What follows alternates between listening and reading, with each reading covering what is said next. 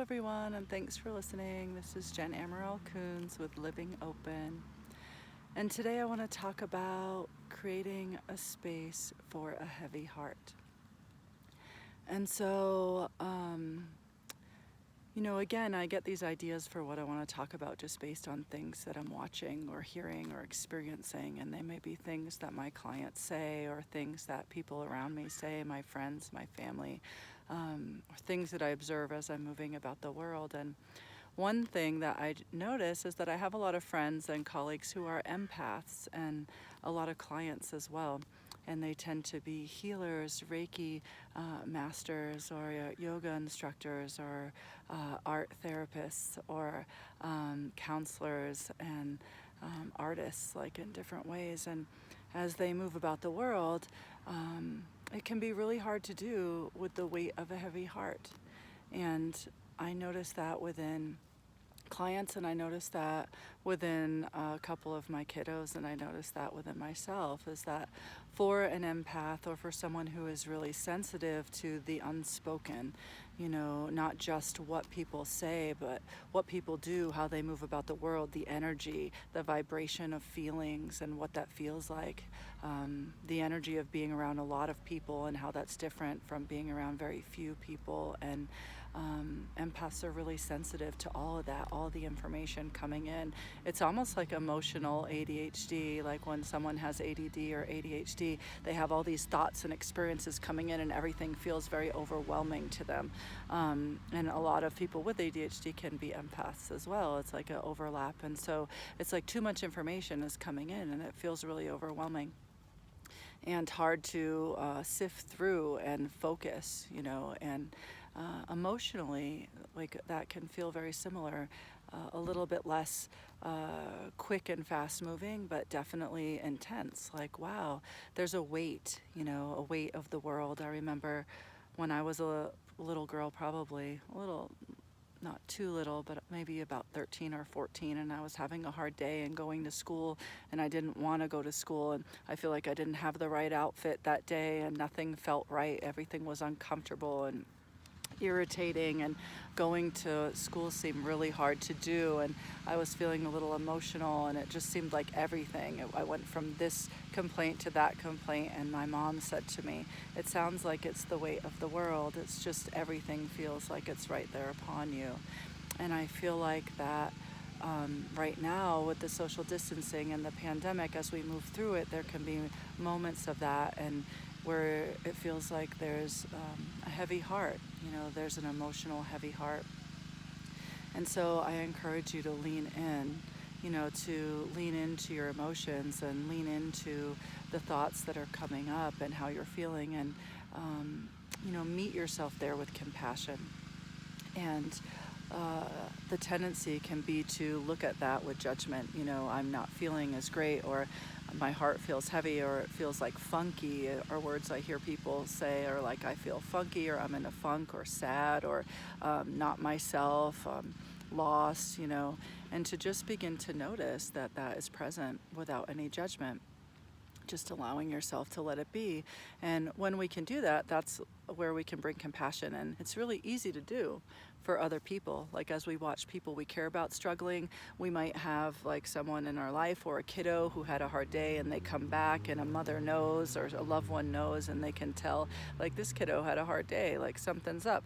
And you might ask, like, hey, how are you doing? What's up? And they might say nothing, but that something. And so you come back later and, like, how's it going? Everything's fine, and it's something still. And so you may just say, hey, you want to go to the park and play tennis, go on a walk, like hang out. And then during that time, something will begin to unfold, something that's been hard or challenging. And the story comes out and the feelings come out. And it seems very normal and very accepted. And we are really easily able a lot of the times to be compassionate to that when we watch someone else do it. Like, oh, that all makes sense. Like, they don't want to talk about it at first, and they're resisting it, and then there's some space for it, and then it opens up, like in a weird place, like while you're playing tennis or going for a walk, or because of the spaciousness, and then it unfolds. But yet when we're doing it, it can feel like irritating, bad, or wrong, and be judged a lot of times, is what I'm watching people do right now, is say, well, this is bad or this isn't good and I don't like it, versus it is uncomfortable, the unfolding of the weight of the world, the unfolding of the struggle of the day, to allow it to us, to ourselves, to be how we are. Maybe that we do that. We resist it at first and we don't want to go there or pay attention to it. And then we try that again, resist it, watch a little TV, try to ignore it, read a book, like see if it goes away. It doesn't go away. And so the invitation is to create some spaciousness, that metaphorical taking yourself on a walk. And maybe you actually do that. Maybe you take yourself on a walk. Maybe it's just a moment of self-reflection, of journaling, prayer, meditation, sitting in nature with a cup of iced tea or whatever. Maybe it's calling a friend or a sponsor or someone you care about. Maybe it's just allowing yourself to do something you love, kayaking or playing a game or drawing or art, listening to music. And so there's that nurturing response. We're wanting to meet ourselves there. We're wanting to notice again that there is the struggle, and then meet ourselves there with kindness and compassion. And so that's the invitation today, just to be mindful about this weight of the world, that there's this global weight of the world, of everything that's happening right now and everything that continues to happen. And then there's our own personal struggle, like how are we doing with that?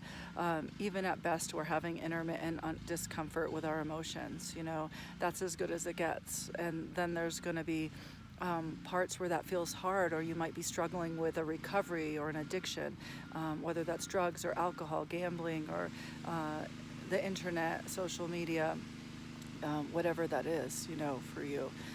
Or someone you love that you're living with now may be struggling with their emotions, or struggling with an addiction, an eating disorder, or something else. And so we're wanting to create that space for the weight of all of it, our individual weight that's happening for us personally, and then our global and communal weight that's happening in our community and with the world, And so kindness and compassion are, in summary, like if you walk away, to think we can say anything, kindly, if we can be courageous enough to listen as well as to speak.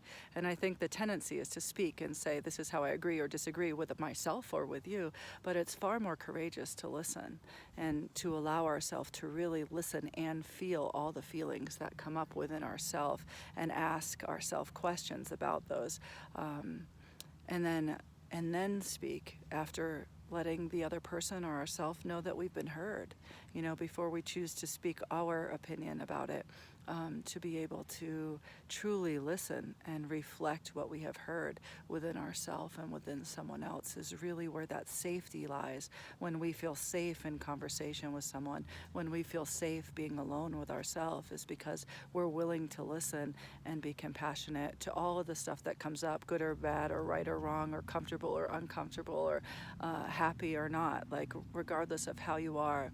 And I remember a long time ago in my friendship with my best friend, she said something. I was in a growly mood, I call it savage. I feel savage. Nothing is working for me right now. I don't want to be around people. I just want to sit at home. And she was saying, happiness is not a requirement for our friendship. Like, you're being pleasant is not a requirement. So pretty much I'm picking you up, like, get your growly ass out there and let's go.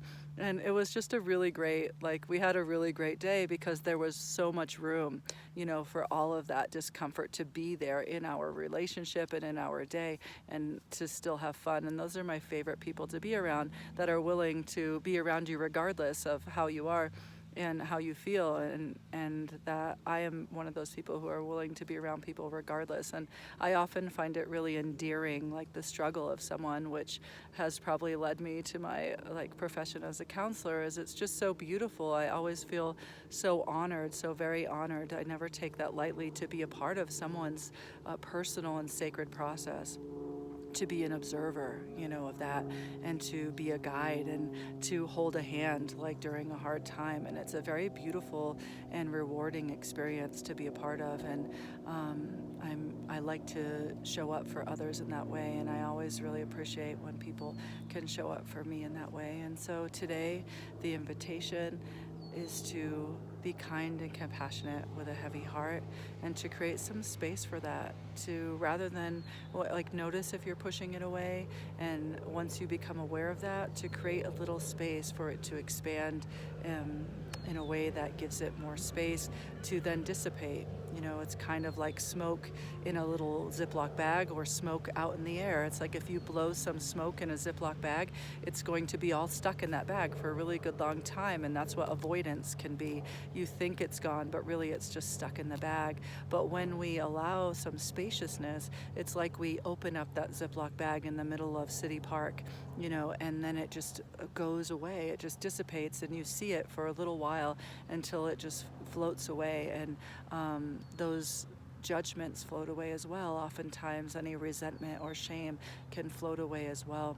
Over time, it dissipates in the spaciousness when we are willing to look at that in a way that may make us uncomfortable.